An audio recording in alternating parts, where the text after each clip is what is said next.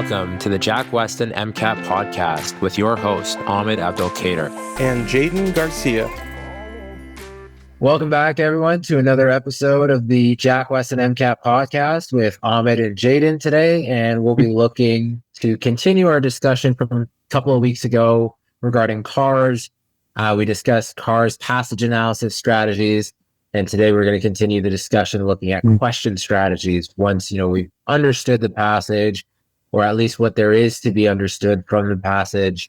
And now we're ready to apply that to the questions and try to, maximize our chances of getting each question right. Before we dive in, Jayden, how's year 2 of the residency treating you?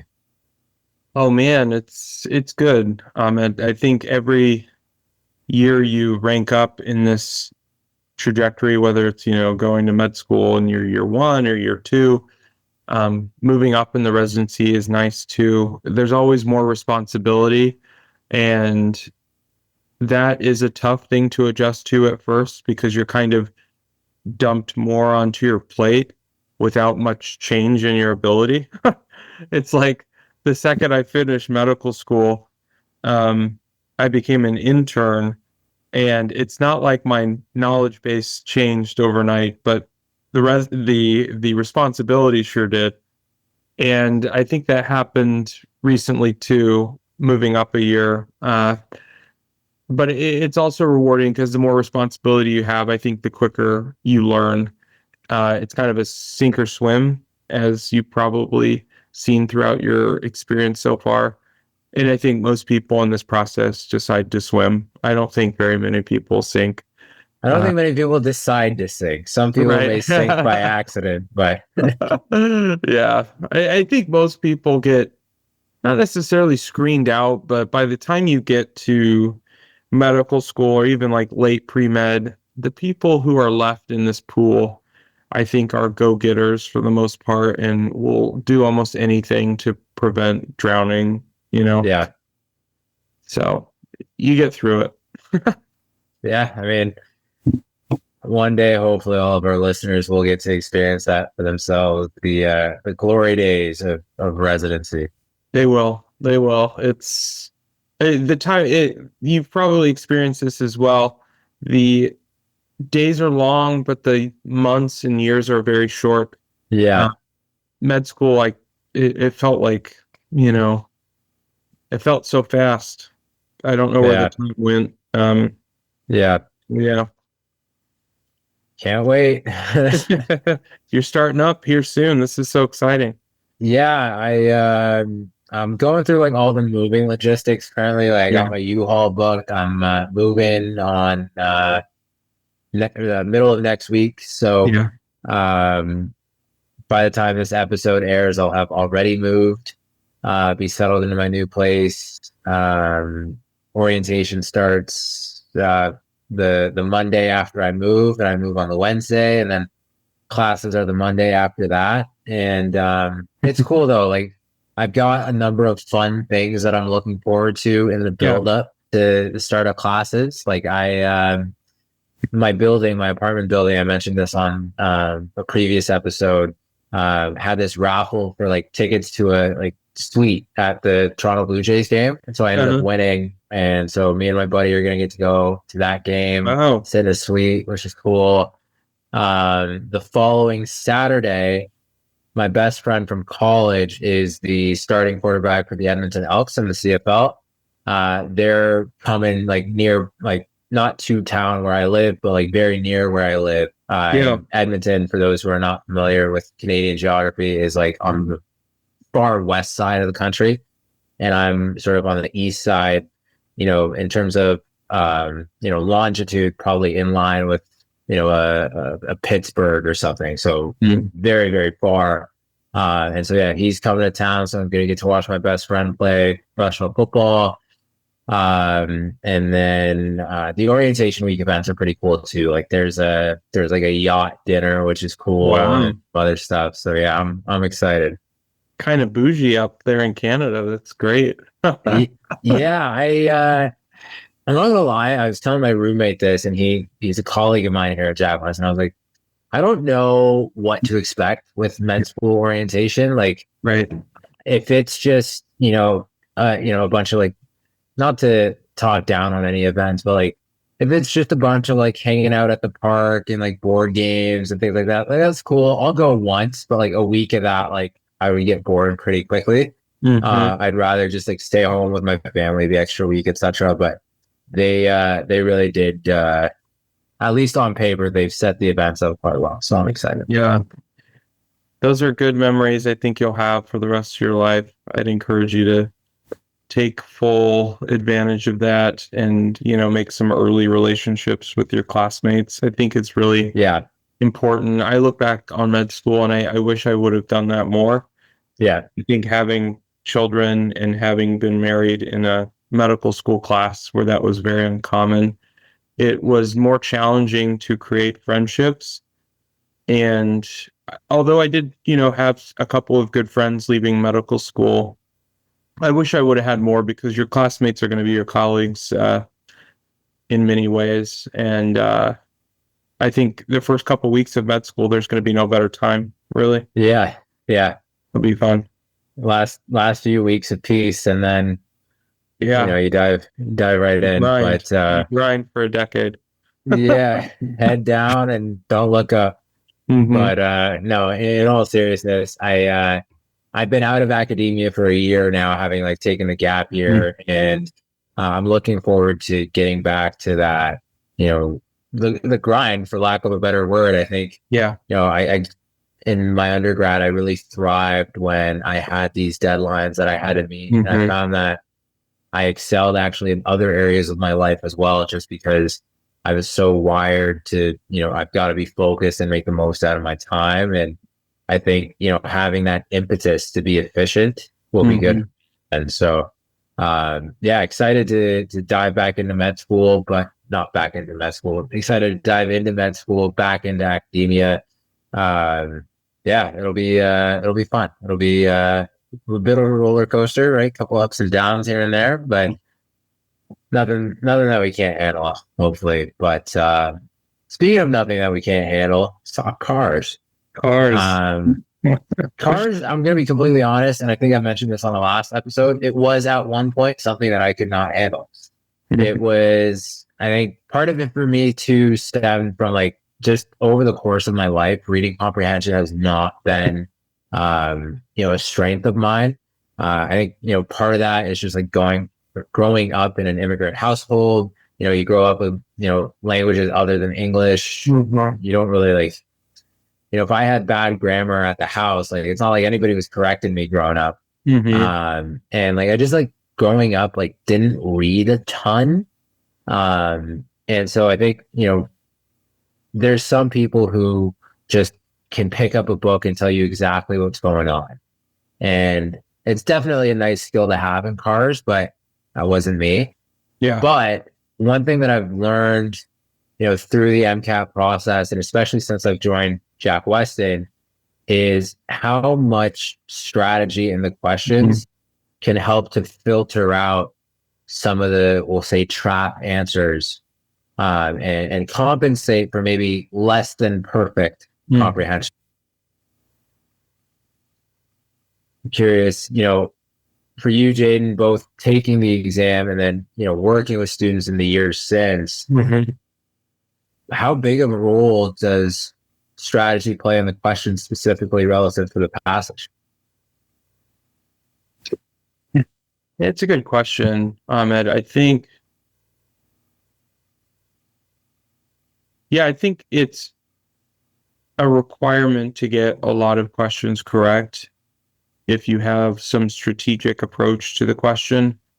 Our focus last time was much more on understanding what the passage was saying.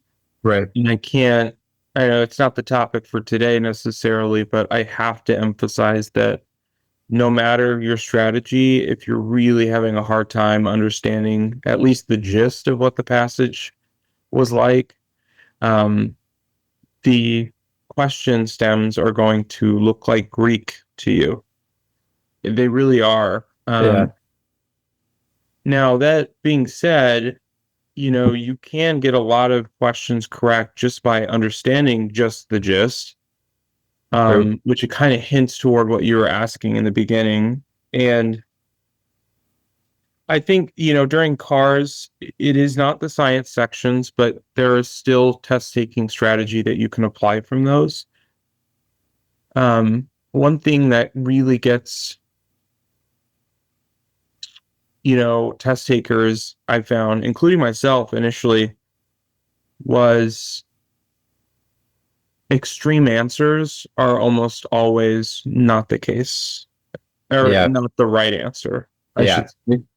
So I think strategy one, unless the passage was incredibly polarized, which is fairly rare, the MCAT does like to pick maybe a more neutral tone a lot of the time, or not as polarized. If you see answers that are super polarized, that's probably not the case. I wouldn't just throw it out immediately, but I would kind of, I always had my students, when they were going through question stem, sometimes students get anchoring bias really bad, especially in cars, where they look at the first answer A and they're like, yeah, I like that answer. And then they're completely closed off to the rest of the answers. Even though there might be a better answer along the way. And so I would say that as well, watch for those polarized answers, but also stay open-minded throughout the answer choices. I usually ask my students to assign something like less likely or more likely to answer choices, instead of saying no, it's not A, or yes, it is B. Just because I think if you anchor on early answer choices, you're going to miss something better. Especially, again, and that brings in this aspect of timing that we've talked a little bit about. You're going to make more errors if you're falling behind, right? You're going to see A looks like a fairly reasonable choice. I'm going to go with it because I'm behind now and I got to keep moving forward. So being on time is helpful for you to truly process answers A through D or more.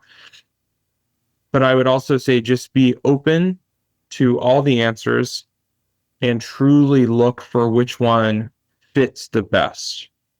Because sometimes it will be a long answer choice and the last 5 words or 3 words or something like that is the one that makes it inaccurate. They slip in like a little detail that's like either polarized or wrong. Right. So be mindful of that. Read the whole answer and really assess its truthfulness compared to all of the other answers, and don't kind of anchor down. I don't know if you experienced that, Ahmed. I feel like it's a very common mistake. I mean, a couple things there. The extreme answers is a big one. And, the Jack Westin model when it comes to cars is, everything's wrong, right? What are the 3 that are most obviously wrong and why? And being extreme is one of like the main staple reasons that we use to get rid of answers. That and being, contradictory to the passage are like the 2 strongest reasons. But to your point, you won't know something's contradictory unless you understood what you read. Right. So the extreme one, you can kind of figure out whether you understood the passage or not. But even then, it has to be more extreme than the passage. And you won't know how polarized the passage was if you didn't understand it. The extreme words kill is intriguing because, completely arbitrarily, but I would guess 90% of the time, give or take 5%, if you get an extreme word, it's wrong. Right. But some of the exceptions are so easily identifiable that I think it's important to touch on. Number one, I think the most obvious exception is if it's one of those direct weakener or strengthener questions. Which of the following, if true, would most, weaken, challenge, support, strengthen, etc., the author's argument? And if it's one of those hypotheticals, think about it conceptually. Strong or extreme answer choices are probably better. Because it would most, strengthen, weaken, etc. So that's probably the main exception. But the other being, as you mentioned, is it more extreme than the passage. Mhm. I was working through a passage actually today with a student, and the passage said, and I'm paraphrasing, but hospitals catered exclusively to upper and middle class citizens. And so an answer choice said, the hospitals completely disregarded the poor. And so my student eliminated that answer for being extreme, but that key word in the passage was exclusively. And so another way we can sort of avoid the error in application there is just by keeping an eye out for those strong words as we're reading a passage. And the last thing I'll say on that note is sometimes words that are known to be extreme are not extreme in context. And what I mean by that is this. I think, one of the most obvious extreme words is the word all, right? We see all, that's a red flag. But context matters here, right? Like if I said all people are beautiful, that's extreme, right? Or all people are intelligent, or all people are some adjective, right? That's extreme. But if I said, people of all ages are intelligent, or people of all whatever are whatever, right? All in that context is used inclusively rather than holistically, I guess would be the word. Like it's not all encompassing. It's like it's inclusive, if that makes sense. So not frequently have I seen like that be, a reason somebody makes a mistake, but just something to keep in mind as well. And to your point about just that anchoring bias, I think that's where treating everything as wrong helps to mitigate that, right? Because if we compare and contrast cars to the sciences, right? In the sciences, you can have many questions where you're absolutely certain because you went into the exam knowing the fact, the irrefutable fact that was required to answer that question. In cars, you're kind of studying for the test while you're taking the test. And so you don't have that luxury. And so that level of certainty is rare, if not non-existent. But you can be certain that you didn't see or, saw the opposite of certain answer choices. And so I think for me, like when I was studying for this exam, I was always looking for the right answer. But since joining Jack Westin and becoming a tutor, our philosophy is find the wrong ones. And it's actually like, I think if I took cars again now, like I would score higher as a result because there's so many little tips and tricks that you can use to get rid of wrong answers. And that's important because I can speak for myself and maybe a large percentage of our listeners. I'm not going to narrow it down to just one answer on all 53 cars questions. Right. It's just not going to happen. There's going to be at least 8 to 12 where I'm like genuinely debating 2. But getting it down to 2 is a lot better than getting it down to 3 or 4. And so I think that's important to keep in mind. I'm curious though, in addition to extreme answers, are there other trends that you've seen that can identify or at least flag a potentially wrong answer? Yeah, I think the idea of extrapolation is important. Sometimes answers will be very well worded and seem very right, but they make too much of what I call a logical leap. It's just too far. And I think they try and catch you on this a lot, where, you'll have the main idea of the passage and you may understand it very well.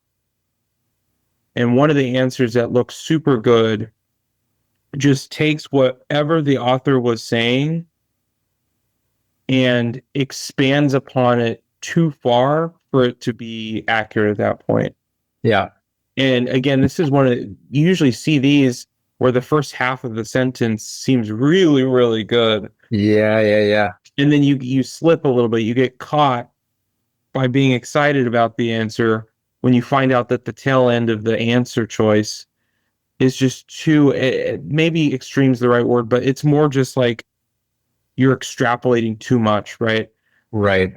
And for those who don't know what I mean by extrapolation, in a data set, for example, you have on the X and Y axis, a trend, but then the data stops at some point.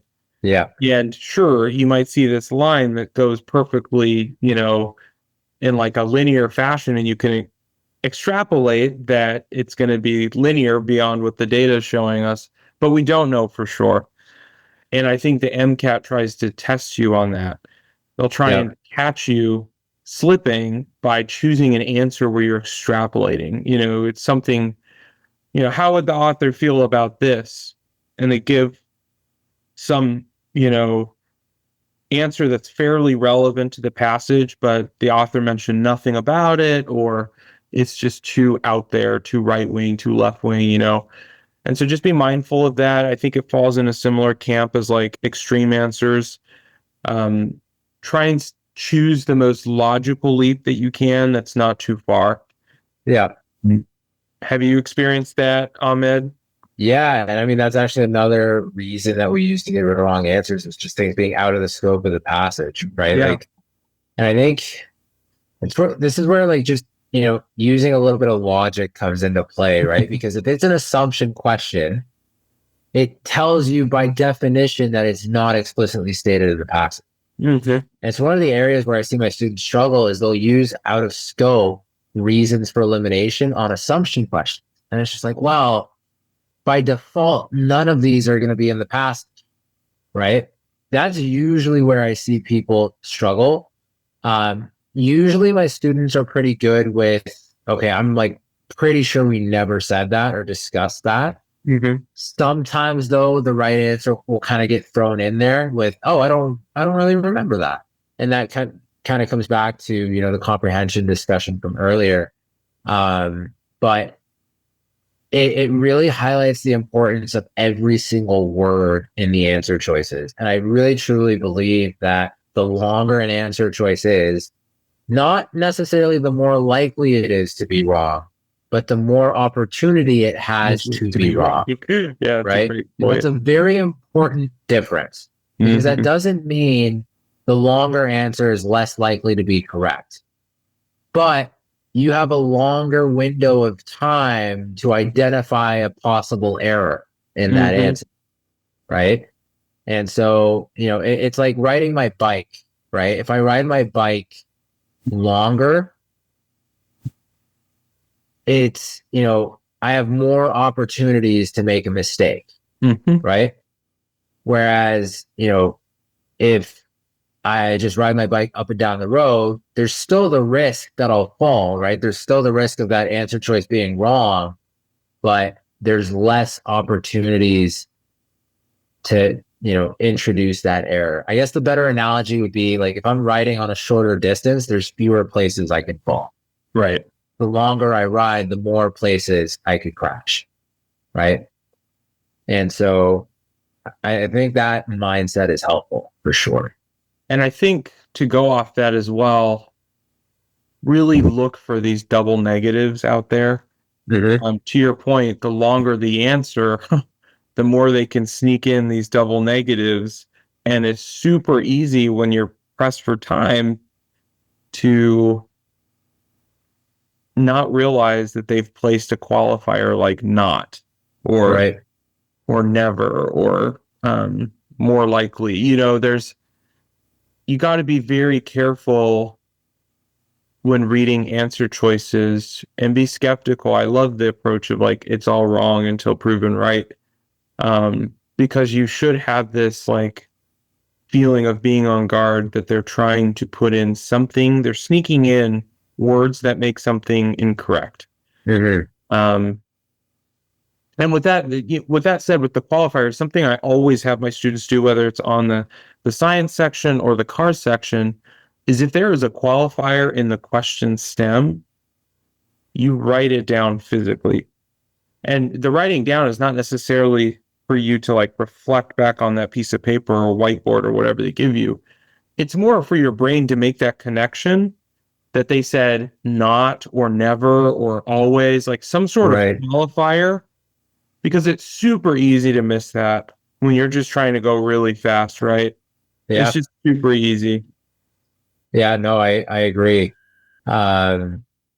It's important that we're answering the question, right? Like that's step one is like, does your answer choice answer the question? Right. And if you answer the wrong question correctly, you don't get any points for that, right? Mm-hmm. Like I remember in college, there was I think it was like a chemistry midterm, and it was like this instructor was just like, it was one of these exams where like it was multiple choice, but it wasn't. And what I mean by that is like it's multiple choice, but there may be multiple answers to the questions, and so you've got to bubble them all in. Yeah.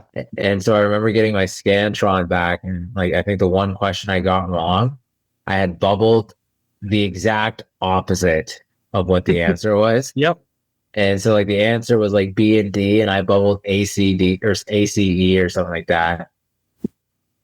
And I was just like, well, like I answered my question correctly. I didn't answer the question correctly. Right. But with the MCAT though, and I try to get my students to realize this, and it goes back to the anchoring bias thing.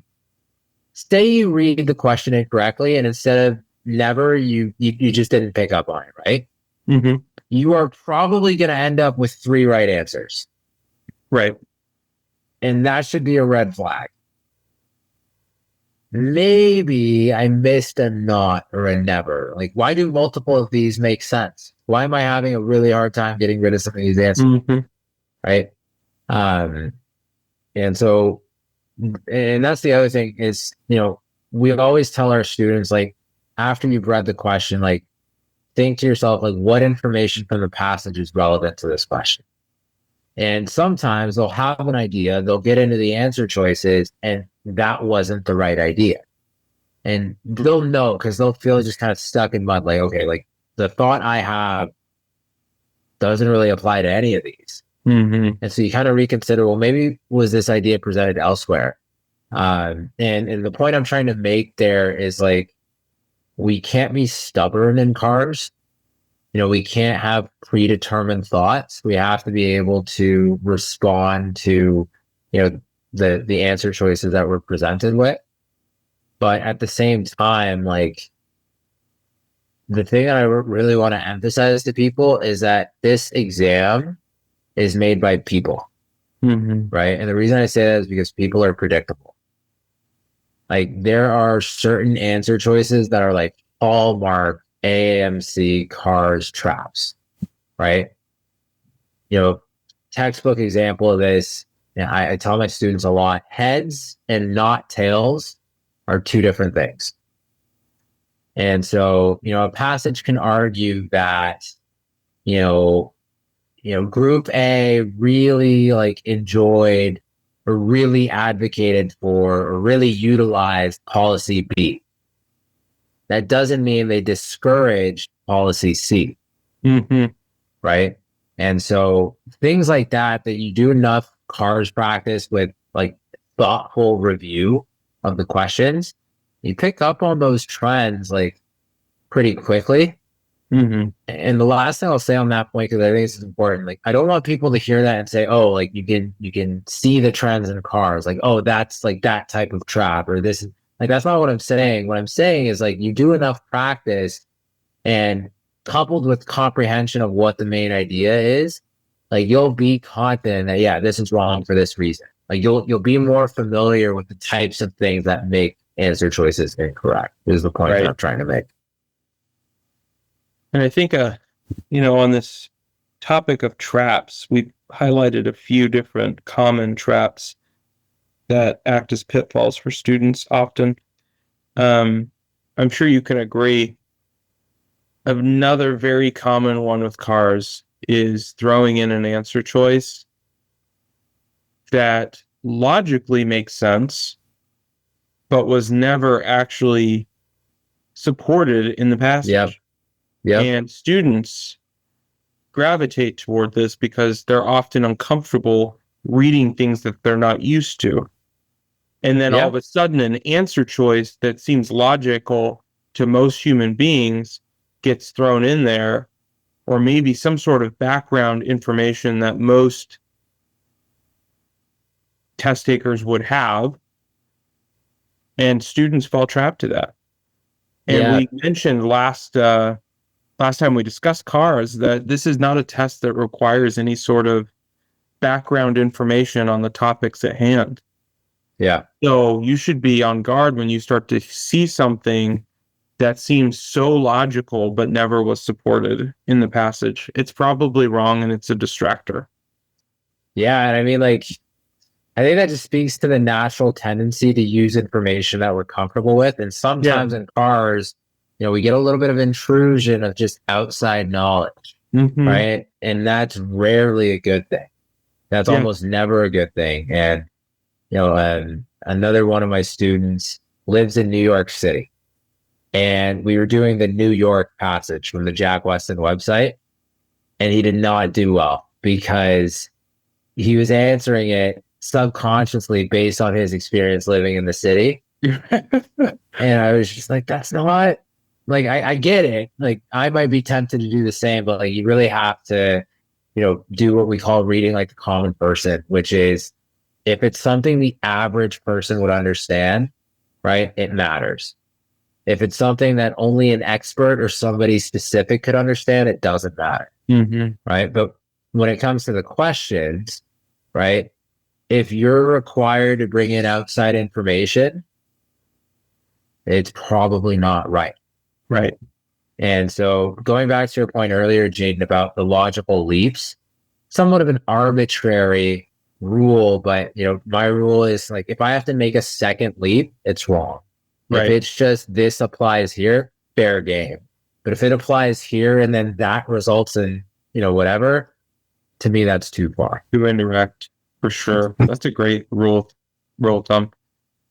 I think rule of thumbs are really nice in cars because, yes, that rule will be broken sometimes.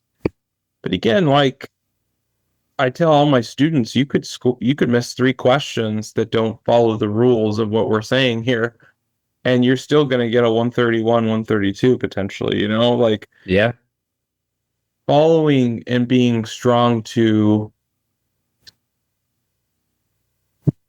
strategies in cars and the rest of the test for that matter are important, because it's easy to just jump ship when things are getting tough. You start losing your strategies.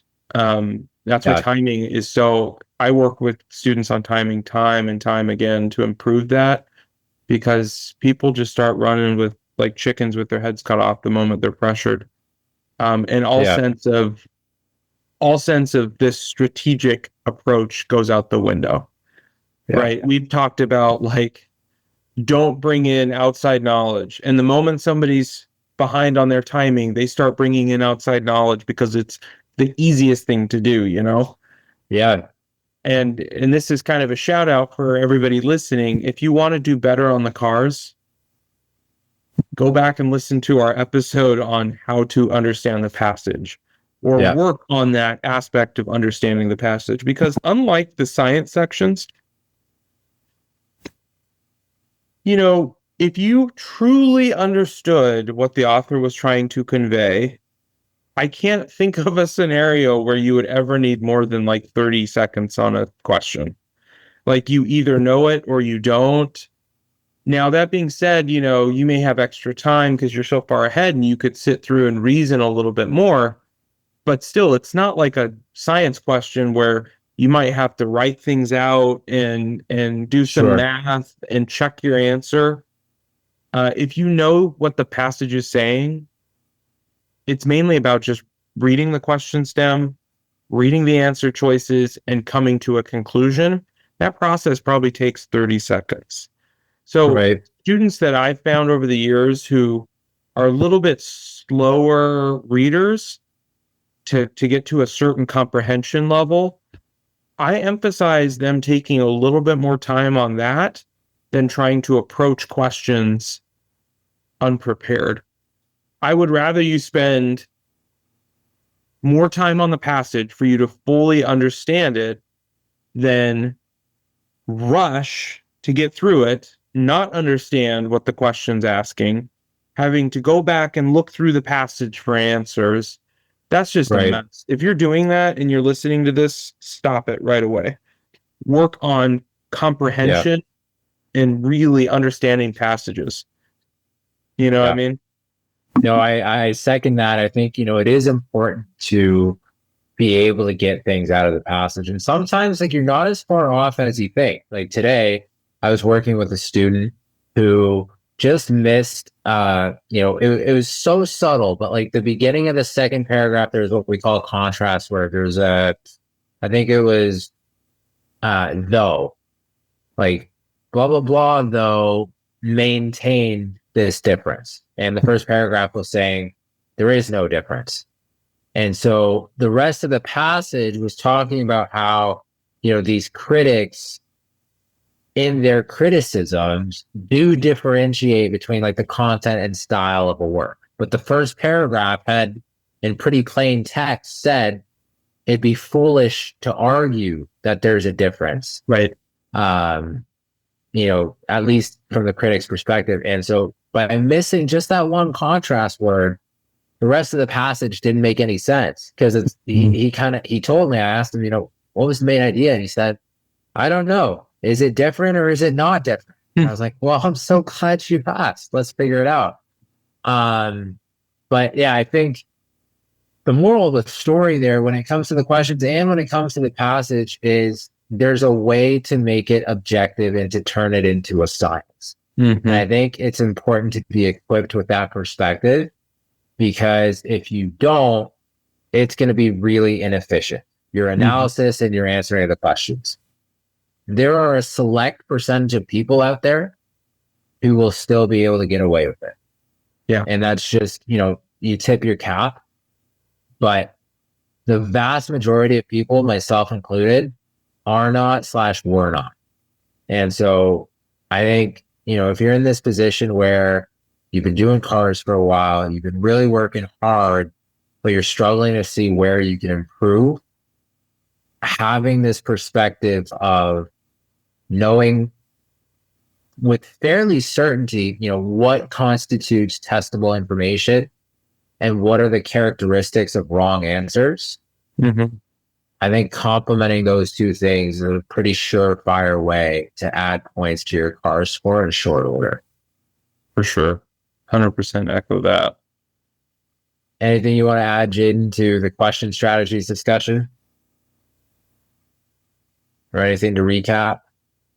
No, I would say cars can be a difficult section to measure where you're at and kind of measure your progress. So try and do drills of some sort that help you see your progress in the cars realm.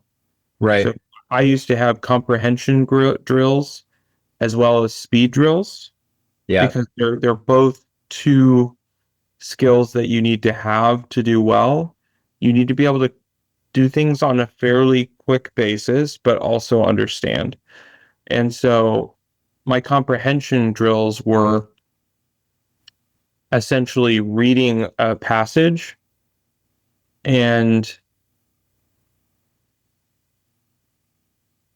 trying to take as much time as you needed to fully understand the passage and then write down what that time was.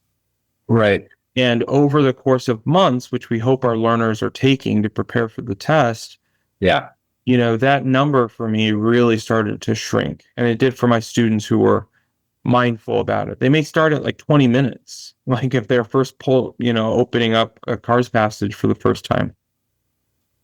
But as they got better and more strategic about how they approached passages, that got whittled down to an appropriate amount of time, 5-6 minutes or whatever it was, to understand a passage. And so little drills like that help take something that's very nebulous and turn it into much more objective data.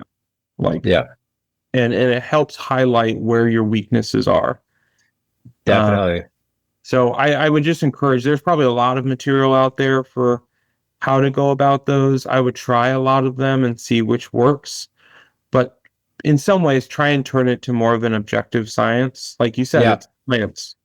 So that will be improvement. To wrap up, 2 things I'll add there. Number one, I think it's easy to go online when you're struggling with cars and just like see a million things that a million people are doing. Yeah. Like, don't be quick to give up on the strategy that you're using. Yeah. Like, I remember shadowing an orthopedic surgeon, and he would always go nuts when people quit physio after 2 weeks because they haven't felt any difference. Like, stick with it. It takes time.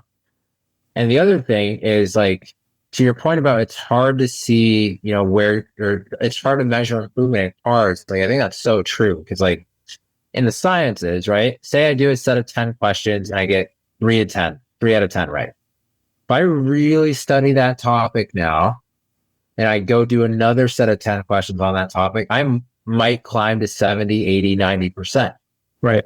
But if I really target a skill in cars, because that's what cars is, it's skill-based. It's not knowledge-based. It's, it's an act. It's not a regurgitation, right? And so different passages may stress different skills, right? One passage may be your ability to keep many arguments in line. Another may be finding the rare arguments in a pile of facts, right? Another may be eliminating very similar answer choices, or another may be working through answer choices that are assumption-based, right? And so I think the myriad of skills that cars can challenge is part of the reason why it's difficult to see a linear improvement in cars, because you may have improved in the skill that gave you trouble with one passage, but another passage can hit you from a different direction. I think it's really important to be mindful of that, but that's why it's important to do lots of practice, but intentional practice, right? Like learning from each mistake, because each mistake will help you avoid a future mistake. And like, there's so many examples of lessons my students have learned. Like, I mentioned the heads is not the same thing as not tails. Like, that's a big one. Looking for extreme words, like you said, right? With assumptions, knowing that it's not going to be explicitly stated in the passage, I'm going to have to use, reasonable elimination. Like, there's a lot that you can learn by having the right perspective. And I think if our listeners take anything from today, it should be that. Like, when you're equipped with the right perspective and the right plan for progression through cars, you will improve. It's not an if, it's a when.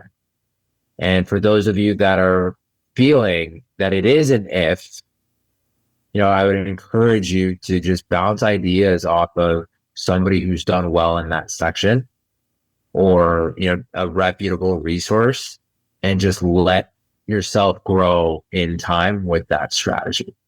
Right? If it's still not working after, say, 4 weeks and you're not seeing any progress, then it's time to reevaluate. But I think people sometimes are too quick to give up on a particular strategy, and just understand that cars has a little bit of a lag phase. Like, your skills will improve before your score does. Right. And so just let that score catch up. Amen. That was fantastic, man. That might be a good place to wrap up there.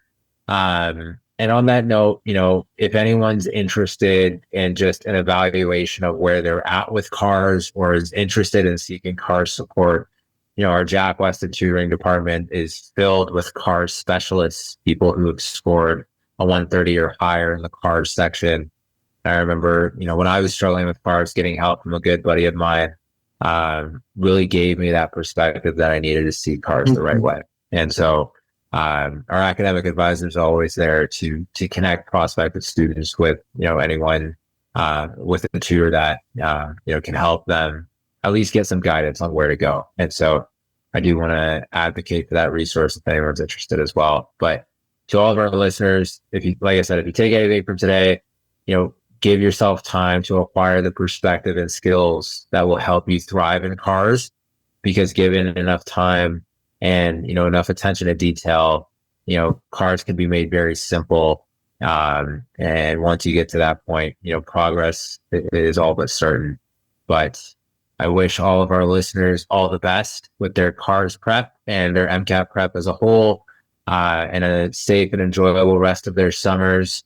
And I look forward to speaking with everyone on our next episode. Until then, you know, it's happy studying. Enjoy the summer. We'll see you guys next time on the next episode of the Jack Westin MCAT podcast.